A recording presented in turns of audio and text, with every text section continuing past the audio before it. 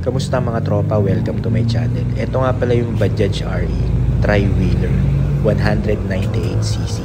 Perfect siya pamasada, pang service, pang daily transportation. Matipid ang fuel consumption nito na parang motor lang din ang gamit mo. Ang kagandahan ay makakapagsakay ka ng pasahero. Hi guys, ito yung bago naming Bajaj RE. Dito nga pala kami kumuha sa K Serbico Tagaytay. Ang price ng Bajaj RE na facelift ay 198,888. Yung additional 6,100 ay para sa ORCR o sa rehistro sa LTO. Nasa 1 month daw ang process ng ORCR kaya hinihintay pa namin ng update ng kasa. Makikita nyo rin yung ibang category katulad ng Maxima Z, Maxima Cargo at yung Bajaj RE Special E yung mas malalaki. Pero itong kinuha namin ay yung Bajaj RE Facelift. Saktong-sakto na sa family namin to, pang service, daily, panghatid sa school ng mga bata. Ang fuel capacity ng Bajaj RE ay 8 liters. Ang recommended fuel niya ay ang premium na may 95 octane unleaded gasoline. Dito ako nagpapagas sa Phoenix, premium 95 octane unleaded. Maganda ang takbo ng makina ni Bajaj RE dito at affordable pa ang presyo dito sa Phoenix. Kinakabahan pag may kasalubong eh. At dahil hindi pa kami sanay mag-drive ng Bajaj RE ay nag-practice muna kami dito sa village. Manual nga pala ang pagdadrive ng Bajaj RE. Meron siyang cambio at clutch. Kung pamilyar ka sa pagdadrive ng Vespa, ganun daw yung design ng gear nito. Gas. Primera.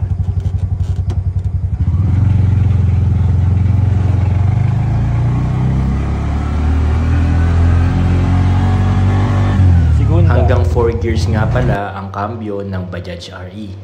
Sa actual drive test ko ay kinaya naman ang 60 to 80 top speed.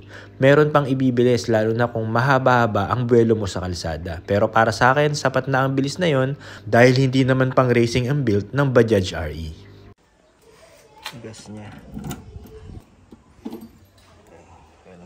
Premium 95 octane. Basta premium daw siya.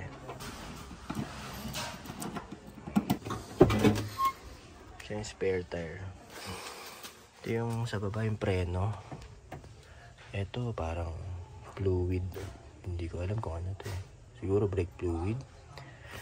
Ito yung sa atras. Reverse. So itataas mo lang yan. Pag reverse mo. Tapos pipindutin mo yung baba. Pababa ulit. Hazard. Meron siyang MP3. Ito. MP3. Kakabitan mo siya ng MP3. Pwede ring radyo. So, ayan, may USB siya pang MP3. Kung gusto mo namang maglagay ng charger, ito. Yung sa sasakyan, yan, sa charger. Ito yung speedometer. Tsaka yung odometer. So, 32 na yung natatakbo. Ito yung fuel gauge. Tapos dito mo makikita kung naka-neutral. So, guys, hindi siya mag-i-start kapag hindi ka naka-neutral. Kailangan naka-neutral ka kapag mag-i-start ka. Tapos kapag i-off mo siya, kapag gatas mo rin, parang magsisimula at magtatapos ka sa neutral. Bago ka mag-start, dapat naka-neutral. Pag tapos ka na mag-drive, dapat naka-neutral. Tapos, ito yung signal light. Left. Tapos right. Ito yung low, tsaka high ng ilaw. Tapos ito yung off park light, tapos yung headlight, yung busina. So guys, para mag-start, lagyan mo dito. Tapos wala, one click, naka-neutral siya. Tapos tingnan natin kung ano to. Ayun nga yung wiper.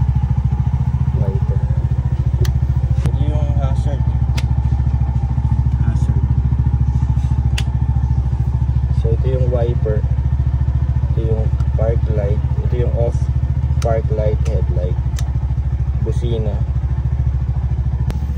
Bajaj RE.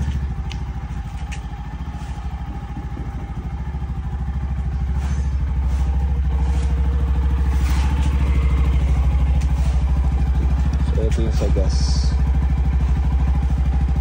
Hindi ko pa alam kung ano to pinto, gagantuhin mo ako.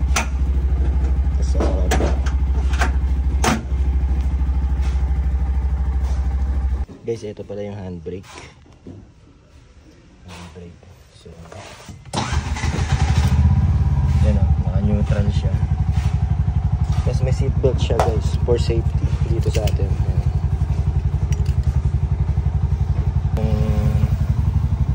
Yan o, neutral. Nasa gitna siya ng 1 and 2. So kapag ka 1 ka, clutch mo 1, ganon.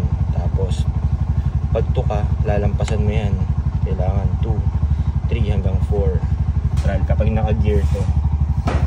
Tapos guys, para sa mga beginners, katulad ko rin, beginners din ako, ngayon lang ako nakapag-drive. Sa 2 ako nagsisimula, pwede, kaya naman. Medyo mabagal lang yung arangkada.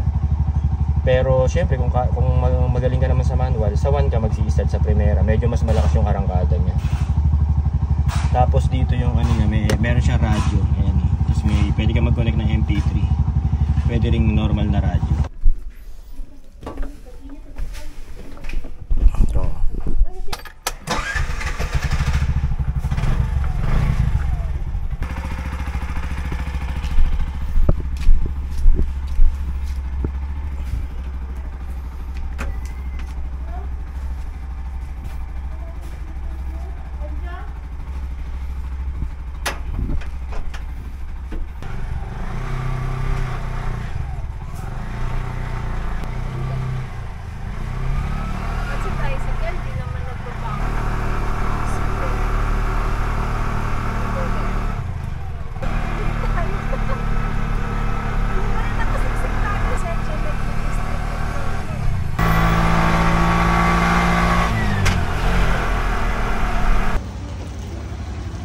Yun, umuulan no. Ito guys, pakita ko na sa inyo to. Ayan na, yun yung spare tire. Kailangan lang talaga may tools ka. Tapos yung battery. Okay. Diba? May wiper siya.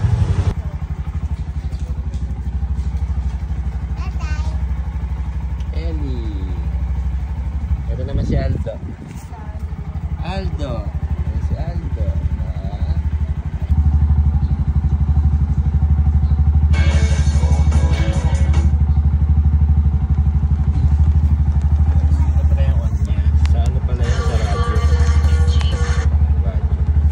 Kumbaga sa kickstart, sa bukyo, sa Bajaj RE, hand start tawag niya. Ilahin mo lang pataas. Hanggang dito, ayan na.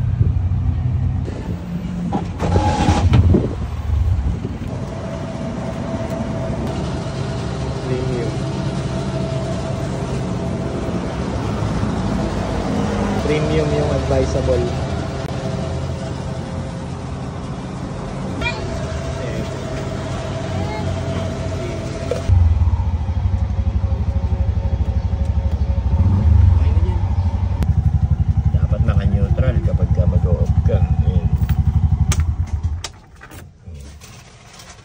Naka handbrake. Okay, so nagbigay kami ng padlock para dun sa ano, para dito.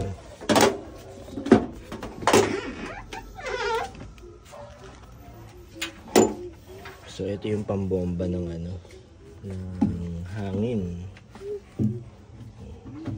Disusi pala to, yung spare tire, para hindi basta-basta manakaw. I-break in muna namin tong Bajaj RE at mag-practice muna kami sa pagdadrive. Ang sarap din niya i-drive, sobrang smooth at sobrang chill lang. Perfecto pang daily service namin dito sa Silang Tagaytay. Medyo mahal din kasi ang gas at mahal din mag-commute dito sa lugar namin. Bukod pa sa mahirap mag-abang ng sasakyan at mahal din ang taxi. Kaya naman sobrang convenient kapag meron kang Bajaj RE na service mo sa family at sa school ng mga kids. So hanggang dito na lang muna guys. If you have some comments or suggestion, just leave it at the comment section. And don't forget to subscribe to my channel. Hanggang sa muli mga katropa, ride safe!